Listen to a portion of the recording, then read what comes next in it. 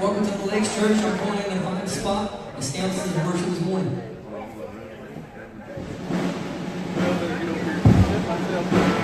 Since you always like I'm ready, and darkness out of shade, but of course you are the truth, you are the light, you are the way.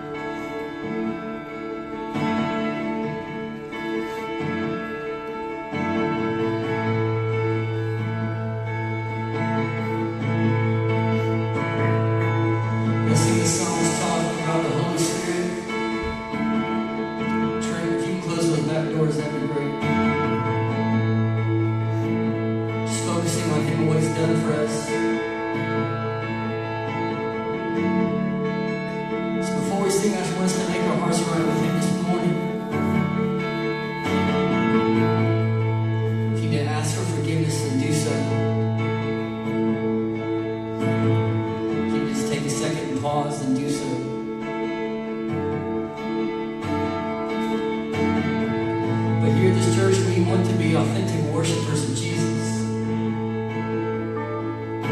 We can't do roadblocks. So if you have fears, if you have discomforts, if you have worries, if you have anxieties, lay them at the feet of Jesus this morning and worship Him. Let's worship as one body of Christ, exalting the one true Father, blocking out all sin, blocking out the world and the lies and the deceit. Let's come before Him this morning with hearts of humility and gratitude, focused solely on Jesus. Let's worship Him this morning.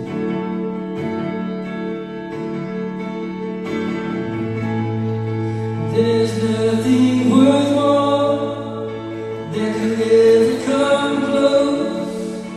Nothing can compare. You are living hope. Your presence, Lord.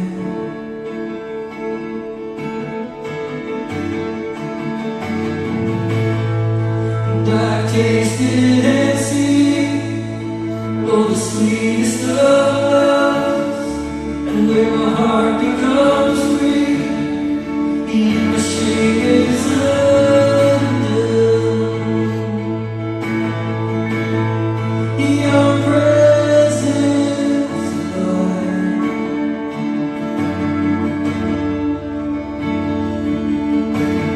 Holy Spirit, you are welcome.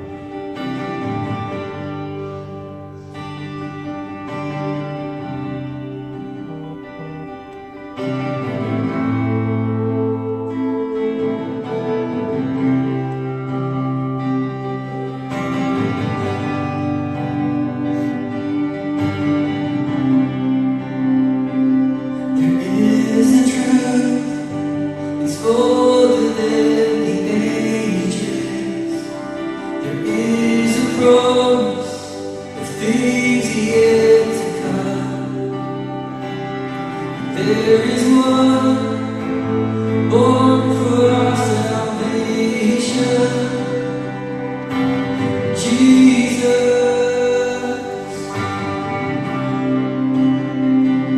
there is a light that overwhelms the darkness. There is a kingdom that forever reigns. There is freedom from the chains that bind us. Jesus, Jesus, who walks on the water, who speaks to the sea, who stands in the fire beside me. He rose like a lion, he ran as a lamb, he carries my healing in his hands. Jesus,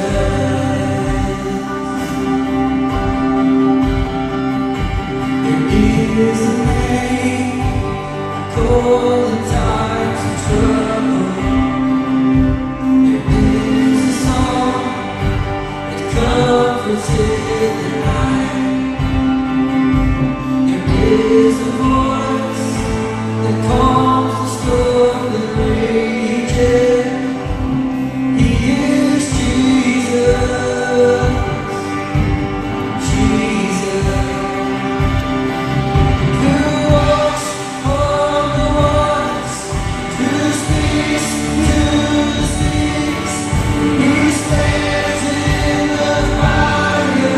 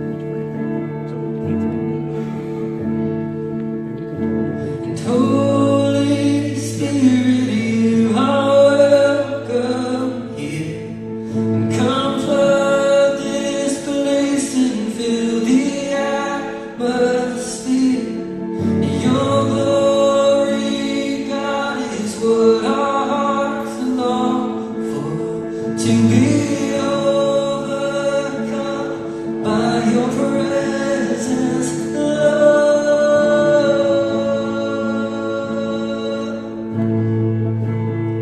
Your presence, Lord. Let's lift it up one more time. I want to hear y'all sing.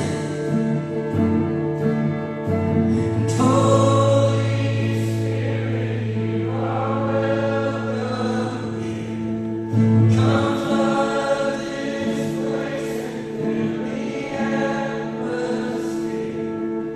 Your glory, God, is what our hearts long for, to be overcome by your presence, Lord.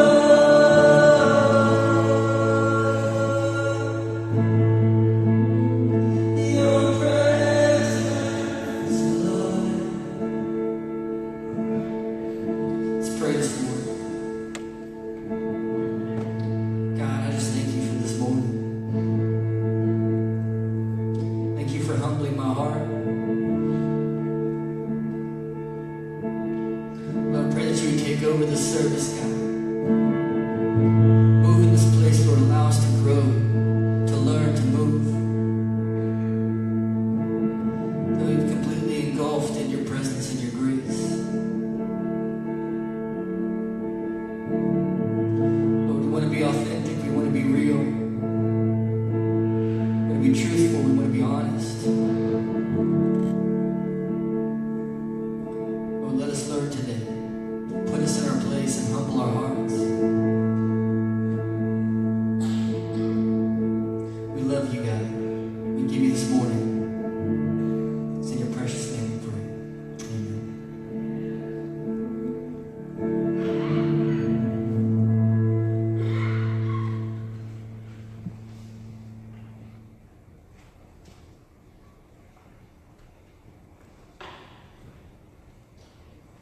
How we sound? Good? All right. Josh, thank you for leading us. I don't know if I gave you what you have or you are giving me what you have, but we can cough and hack together. All right. It's great to be with you on this Lord's Day. This morning, we're going to begin walking through, it's been a while, because we've kind of been a roller coaster, thinking we were in transition and now still working through transition. So today we're going to start working our way through a small book of the New Testament. So once you find it, you can put your bookmark in it or tag it on your phone or whatever, so you'd be easy to find it every Sunday.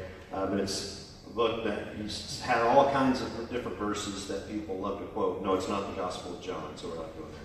But it's one of the little letters that Paul wrote to a church, and it's the book of Philippians, right? Philippians. Remember all the Tim Tebow fans back in the day, Philippians 4:13, things under his eyes, all kinds of passages of Philippians. But there's more than just a few verses that are good. It's a little letter that's just chock full of really good practical stuff for believers to keep in mind as they follow the Lord. So we're not going to do the whole book today. Don't panic, right? We're going to go from verses 1 through 20 today, and that'll probably be the biggest chunk. It'll probably be smaller chunks starting next week, Lord willing. But verses 1 through 20 are just kind of hard to divide them because they're all so wrapped together. All right. Now Paul here is writing to a church that he started. Okay. So I know this is previously a merge between two churches. So imagine if the two pastors who were active of the two churches that used to were writing letters to you, and then y'all remember both of them. If you remember who are those guys, that would be like Paul, right? Writing. But the thing is, Paul's not in another country or region pastoring, writing a letter to this church at Philippi. He's in jail. All right, he's in the can, or whatever metaphor you want to use, right? He's in prison, and we're not exactly sure where, because Paul was in prison on more than one occasion. I imagine that on the resume, applying for pastor. I've been in jail 4 times. Yeah, but all for preaching, right? Which is not altogether unheard of these days. But Paul was really good at inciting mobs in a lot of towns where he would go, because on the one hand he would have Jewish antagonizers who thought that he was basically compelling Jews to commit apostasy and lead Judaism into this new movement of the Way, as it became known, or this following Jesus. And then Romans and Gentiles didn't like him because all these Gentile pagans were converting to Christianity and abandoning their idolatry, and that gets into the pocketbook of the Roman. So Paul just was not really good at making friends when it came to preaching the gospel, because the gospel always messes everything up whenever people believe, because they confess Jesus as Lord, not something or someone else. Right? So Paul's in jail. But that doesn't stop him from being able to write, because sometimes when Paul was in prison, it wasn't as if he was just a fugitive in jail, thrown into a dungeon just for life. He would sometimes be in jail with actual government protection until he could, what we would say, go on trial, right? Because he was a Roman citizen. So one thing that he could do, you can't do a lot of church planting whenever you're in jail, but you can write. All right. Now I know this is a difficult thing. There used to be this thing, decades ago called paper, and things called pencils and pens. In Texas, pen, but pens, and you would actually have to write in cursive. Some of y'all maybe, what's cursive? Cursive, or writing, printing out stuff. Well, they didn't have paper per se, but they did have different kinds of what we might call equivalents, and they did have writing utensils. And so Paul would write letters, and then he would have some of his co-workers who were not necessarily in prison that would be able to take the letters and take them to different churches until Paul hopefully could get out and be able to visit them again. All right. So this church in Philippi basically is a church Paul started whenever he went to what we would call today Europe. He had plans to go to what we would call Asia. Things didn't work out that way, so he went to Europe. He went to an area called Macedonia, right? And Philippi was a town, right, in Macedonia. It was a church that Paul started. You can read all about it in the book of Acts. Lots of drama going on in Philippi. But Paul now is writing a letter to this church, and he starts off with an introduction that you read a lot in his letters. Paul and Tim. Remember Tim? We've talked about him before. We did Phil. Remember the letter to Philemon, and Tim came up. Well, here's Timothy again. On Mother's Day, we talked about Timothy, right? So here's Paul and Tim, servants of Christ Jesus to all the holy ones, or the saints. Right?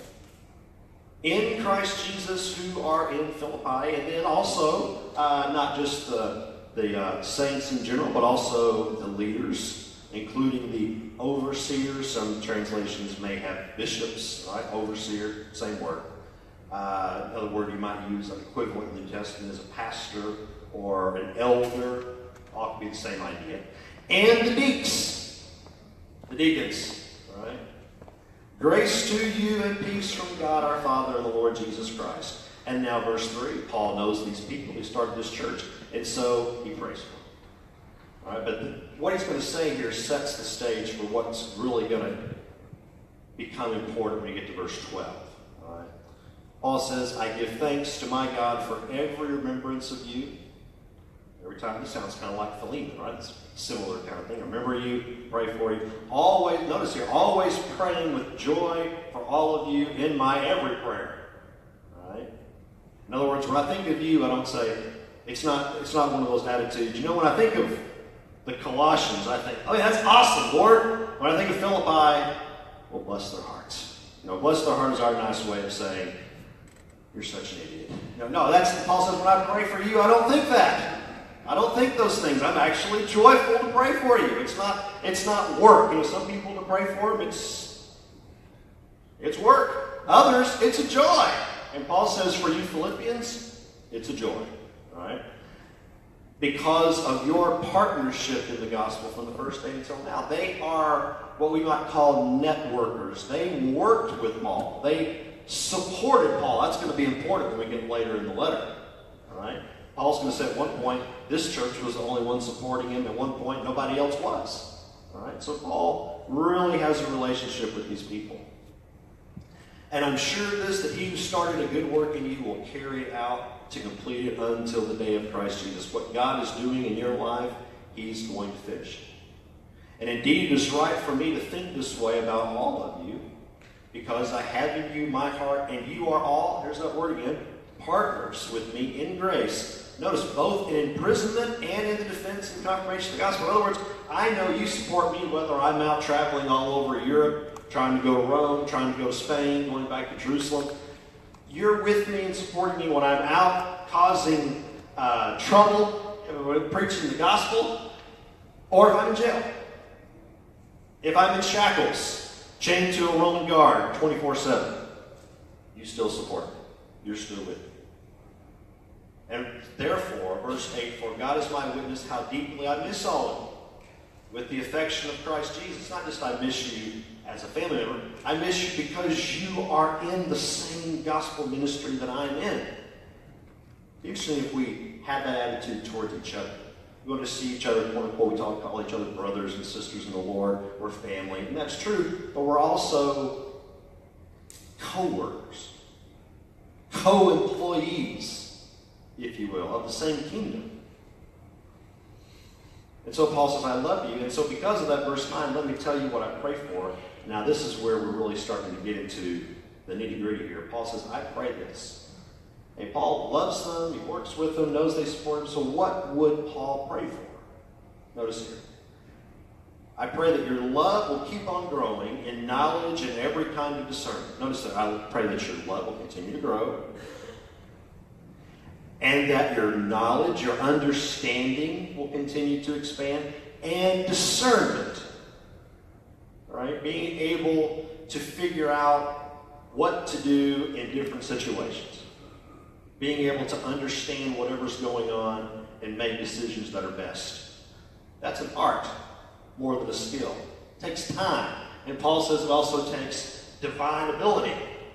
And so I'm praying that the Lord will give you that. Right? That would actually be a good verse for our graduation's over. A graduation message.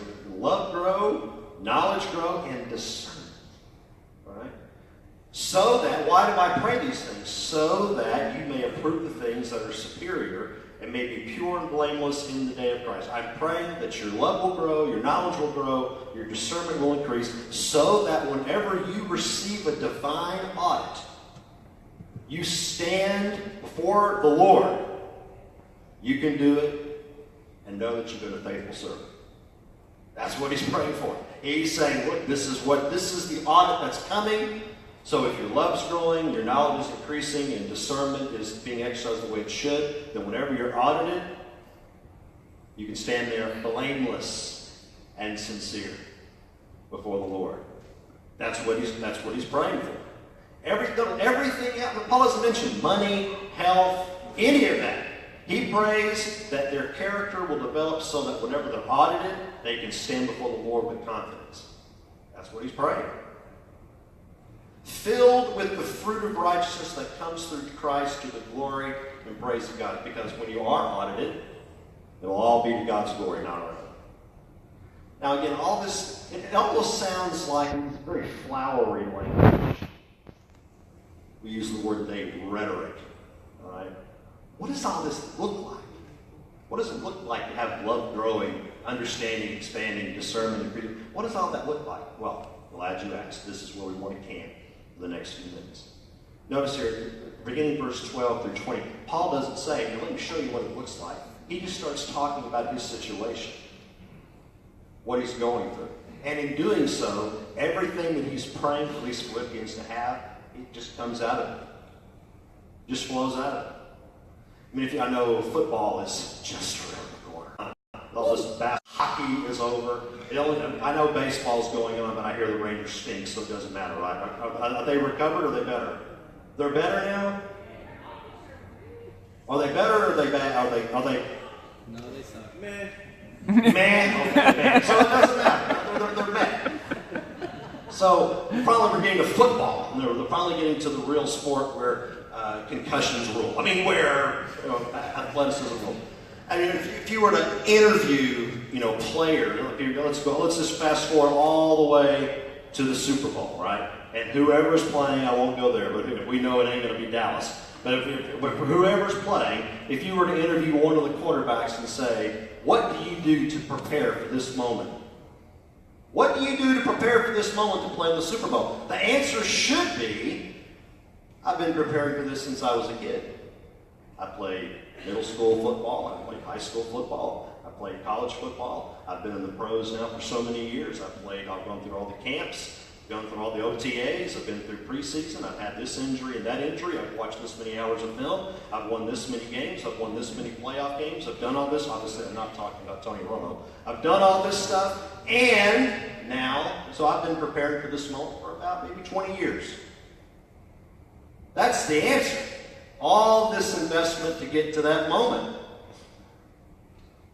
You don't talk about getting yourself built up. If you have to get yourself worked up for that moment, if all the work you've gone into it doesn't do it, nothing else will. That's kind of what Paul's going to do here. Paul's going to talk about a situation and his character. He doesn't talk about his character. It just comes out.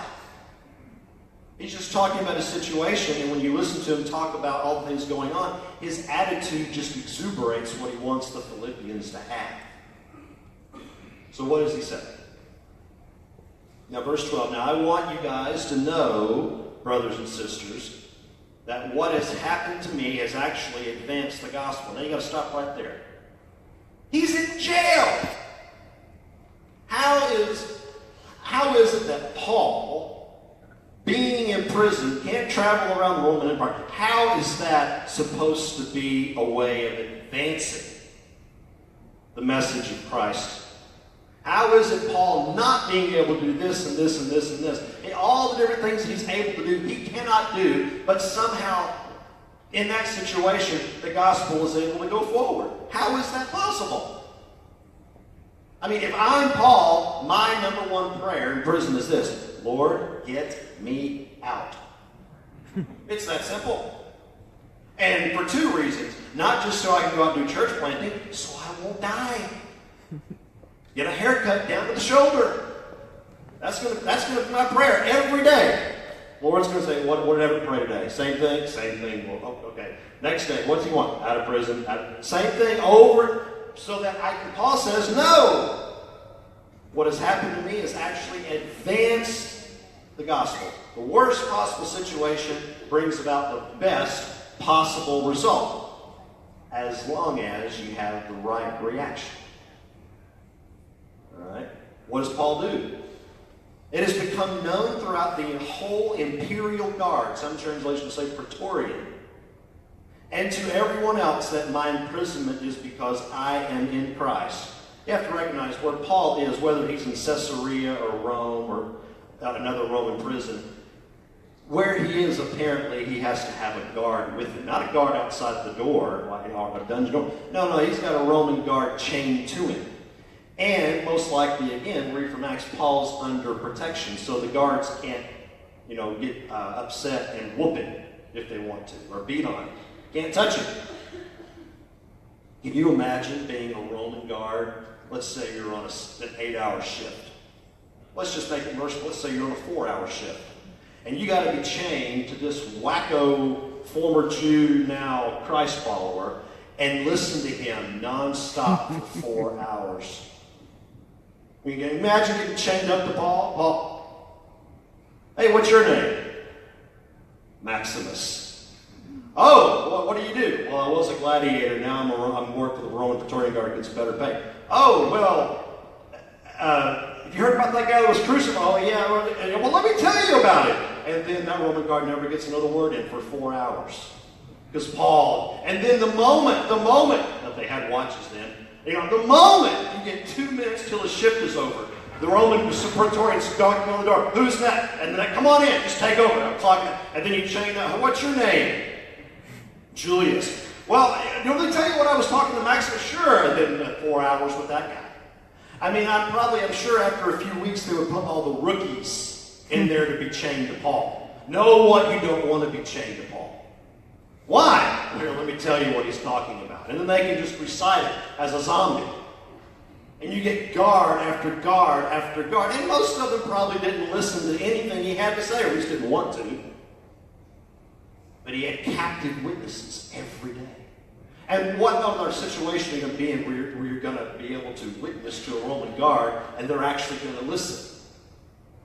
Probably not many other situations where that's going to work.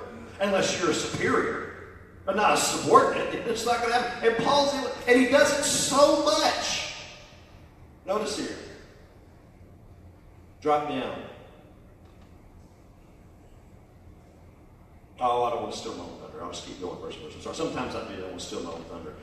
But the entire Praetorian Guard has heard about Paul. They've heard about Paul. Paul's going all over Asia Minor. He's gone all over parts of Europe. He wants to make his way to Rome and to Spain. He's preached the gospel in all kinds of situations, but you never read in the book of Acts where he gets to talk to soldiers or Roman leaders. Now, he gets to appear before some kings eventually. But you don't see him get an opportunity. And the only way he's going to get it is if he's able to have protection and the guards can't run away. And so what situation is going to allow him to do that? Being a fugitive, a prisoner. And so Paul says, when you look at this, is a terrible situation if you just look at it externally.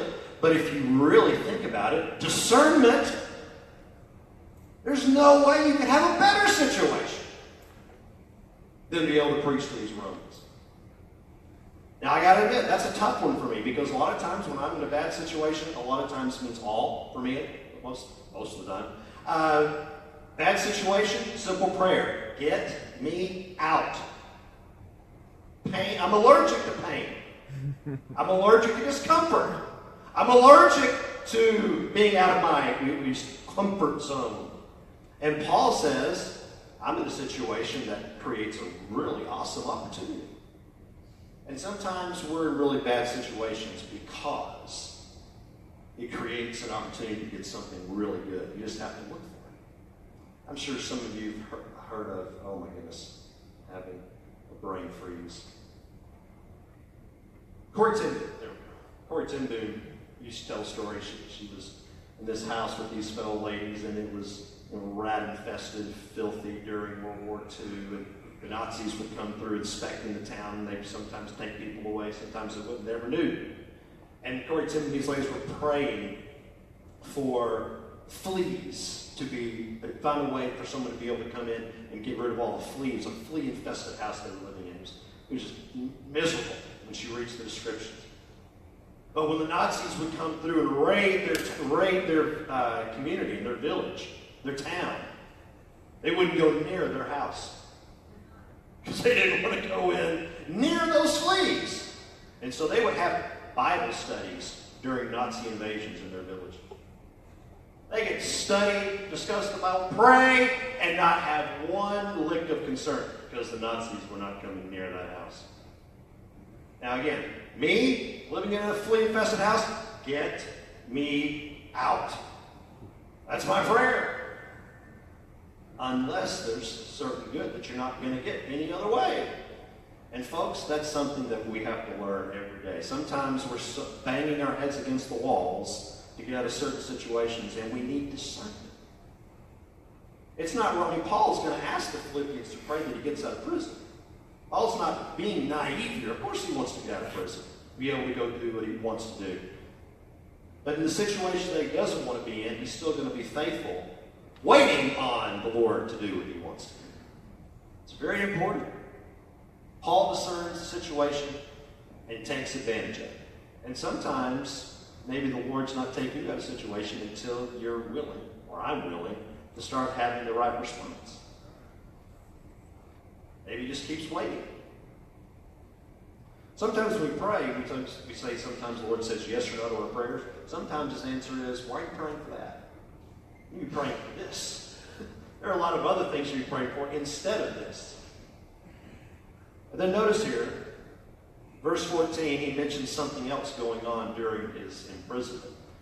People are, not just that the Praetorian Guard are hearing about this, but also notice verse 14, most of the brothers have gained confidence in the Lord for my imprisonment, and dare even more to speak the word fearlessly. In other words, Paul has all these co-workers sending out letters. They're sending word for what Paul's doing. And there are people in churches, possibly even this church in Philippi, man, if Paul can do that in jail, then man, I can do that out here as a free person, in the marketplace. I mean, his faithfulness in the situations he's in is inspiring other people. You never know how your faithfulness in a bad situation is going to rub off on somebody else. It will. That's why it's so important to develop as best you can a good attitude. No one wants to be around a sourpuss. I mean, I joke around saying, my spiritual gifts are negativity, cynicism, and criticism. And what I mean by that is, in my flesh, those are just my natural impulses. But if I were to give myself over seriously to those vices, I would have no use for the Lord in His kingdom. There's no place for any of those things in God's kingdom, because that's the easy thing to do. Everybody can armchair quarterback life. Everyone can do that. But Paul says he's not going to do that. He's taking advantage of it. And other people see it and they're inspired. And when you as a church and you as individuals are faithful in difficult situations, you never know. You never know who's looking. And you may encourage them. But then you get verse 15. I mean, it would be great if it were just verse 14. If you're doing something right, verse 14, other people may see it and be inspired. But you've always got verse 15. To be sure, though, some preach Christ out of envy and rivalry, but others out of goodwill. These preach out of love, knowing that I am appointed for the defense of the gospel. Others proclaim Christ out of selfish ambition, not sincerely, thinking they will cause me trouble in my imprisonment. In other words, Paul says, okay, people know that people are hearing I'm in prison. They're hearing about the things God is doing. Some people are inspired. Other people are exploiting me. Other people are using what I'm going through as a platform to exalt their own ministries. You're always, anything good that's going to happen, you're always going to have cynics. You're always, wherever there's light, we know this in the South, wherever there's bright light, what are you always going to have?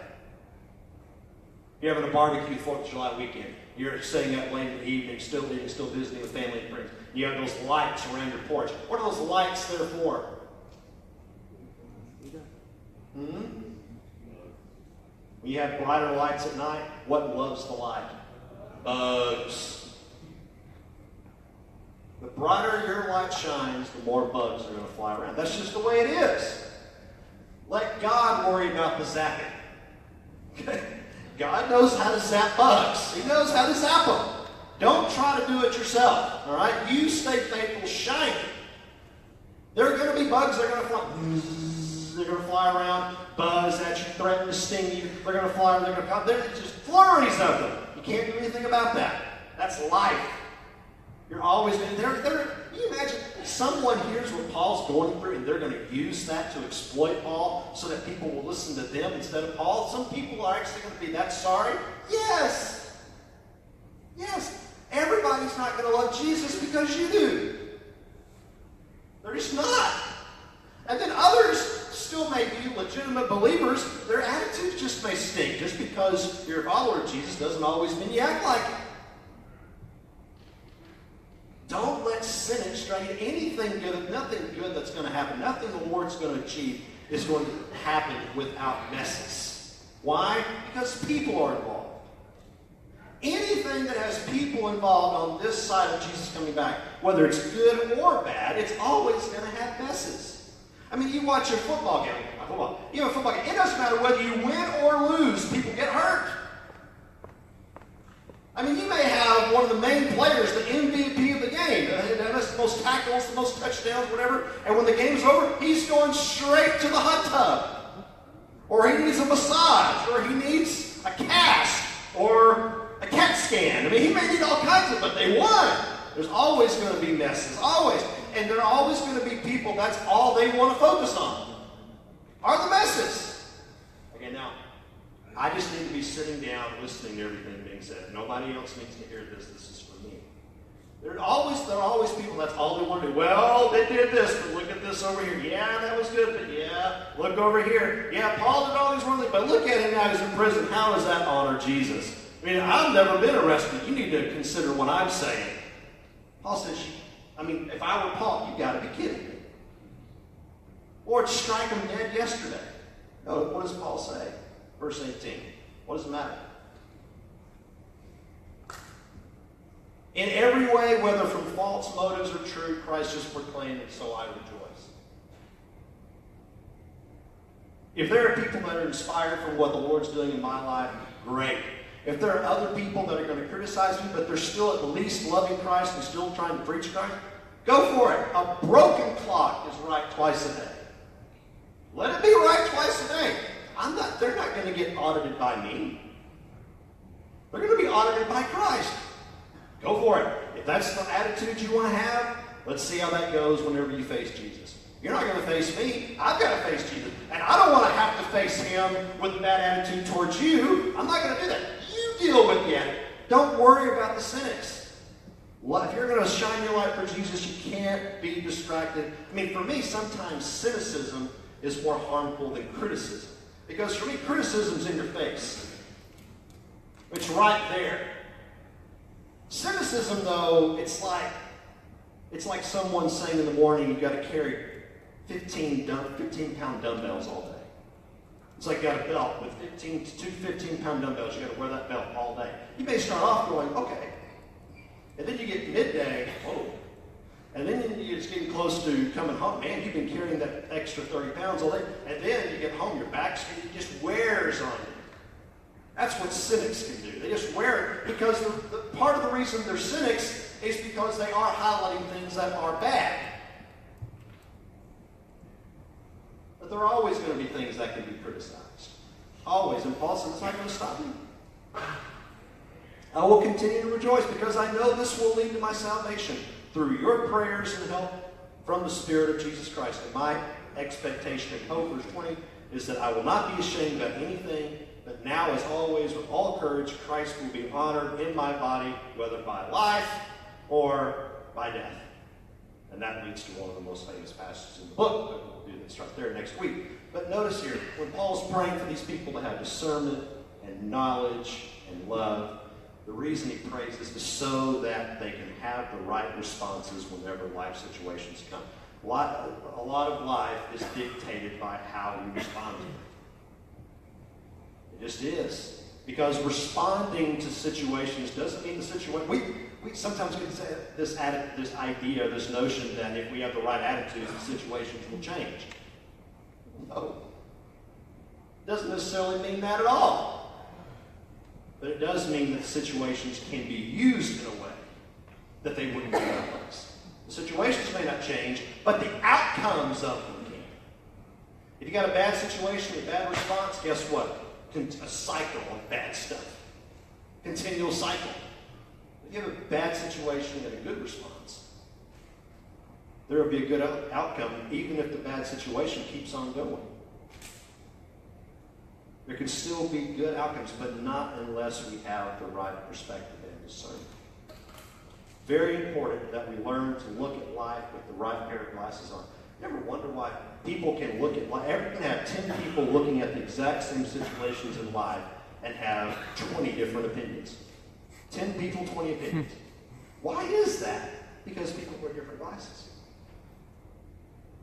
Different glasses.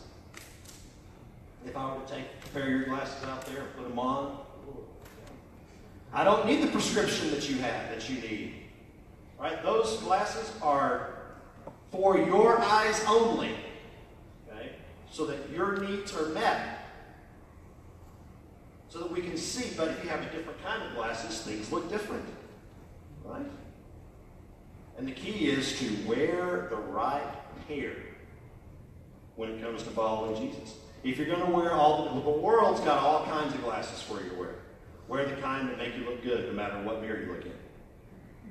No matter what mirror you look in, you look good. There's nothing wrong with you, mirror. Or there's another pair, it's everybody else's fault. Or there's another pair, if this person would change, everything would be fine. There's another pair that says, oh, if you just had more money, this would be fine. All kinds of pairs that make sense, but they're always defective. Always. But whenever you put glasses on that trust in the Lord and follow Christ, now you begin to see, oh, so this situation stinks. This is really bad. But if I respond this way, I can still endure it. I can still grow it. But if you take them off, you're not going to see that. You're not going to see it unless you have those right glasses. I remember they were popular back in the 90s. I don't know if there was a technical word for them, but there were these pictures that you would look at them and you had to relax your eyes. And when you relax, I don't know what that means, relax your eyes, but you just kind of dull your sight and not really focus on it, but just kind of relax. And when you did, there was an image in the picture that you couldn't see in any other way. I mean, again, for a while, they would have stores in malls selling those pictures. And then after a few months, it was over. Right? So a little fad, and then it was gone. Right? There's no way Paul's going to look at a Roman dungeon chained to a soldier in his own eyes and go, yes, this is what I've been dreaming of. Finally, my dreams have come true. Some people win the lottery. Some people strike gold, chained to a Roman soldier. Yes, that's what I know. No one's going to look at that and say, that's the life I chose. He's not going to sit there chained to the Roman guard and go, wow, God loves me and has a wonderful plan for my life. No, you're not going to think that on your own. But you put on a certain pair of glasses and look at it. Wow, a captive audience. He can't hurt me. He can't go anywhere. And he has to listen. 4 hours. Hey, Maximus, let's talk. That kind of tenacity, not just for evangelism, just in the Christian life in general, but that kind of tenacity is what we need. Bulldog tenacity. Don't let go until something comes off. That's the tenacity we need. Hanging on, being faithful. Don't listen to the critics. Don't listen to the cynics. Don't listen to any of those. You're always going to have those. Use them as fuel. Or use all that stuff as just hurdles to overcome. And let God have in your individual life as well as His church. Lord, thank you so much for your grace and mercy that you've given to us through Christ. Thank you for the changes that you've made in the lives of these two people and make up this church family. And Father, I pray that just as Paul did, that you would increase our love for you and each other, and our knowledge and understanding, as well as our capacity to discern how to live life in a way that honors you the most, so that when we stand before you in the day of Christ, we can stand in your grace and be faithful servants. But we commend ourselves to you, pray that you help us to look at life through the lens of your kingdom and the gospel, not through the lenses of our weaknesses and our frailties and our sins. We pray these things by the Spirit. In Jesus' name. Amen. Thank you, Dr. Thank you, Dr. We're glad that you chose to worship with us. I saw a few new faces. We'd love to know that you chose to worship today by filling out the card in the seat back in front of you. There's some certain things that the eldership would like you to know. 2 weeks from today, which I believe is July the 9th, we will be having a business meeting immediately after church. And then our VBS starts tomorrow through Friday from 6:30 to 8:30. And Amy asked me to say, if anyone has volunteered or is going to volunteer, there'll be a short 5-minute meeting by the secretary's office as you're leaving. Very, very short, just to let you know. Please let others in the community know that we're having this VBS. It's a great opportunity to bring others to Christ and introduce them to our church. Dr. Everett, and there was a song, and I'll bring up that. Dr. Everett actually complimented me today. I've been gone for a couple of weeks. It's nice when you come back and Dr. Everett says, hey, it looks like you lost weight. And I had to explain, no, I'm wearing a black shirt. So like, hi. But one of the songs that Josh sang, it said something to the effect of the light overwhelms the darkness. And, you know, in the back of that card in front of you, sometimes going along with the power of prayer, we keep things hidden in the dark. Like it's hiding my fat right now that I did not lose weight. But we keep things hidden in the dark and we don't bring them to the forefront. Use this card to allow us and allow the church to intercede on your behalf in your concerns, your hurts, your fears, your sin, and also bring out the thanksgiving. There's nothing wrong with praising God for what He's done for us. So use that card on the back, because there is a group here at the church that continuously prays over the needs of the church. And that's where the power of prayer comes into effect. So if our elders and deacons would come down front, we'll take up our contribution. Dear Lord, thank you again for the opportunity, the freedom, and the privilege to worship you. Thank you for this service. Thank you for you being in the forefront of our thoughts and in our prayers.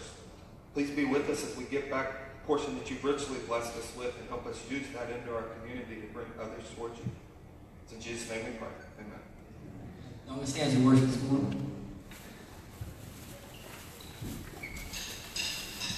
Praises rising, eyes are turning to you. We turn to you. Holy Spirit, hearts are yearning for you. We long for you. When we see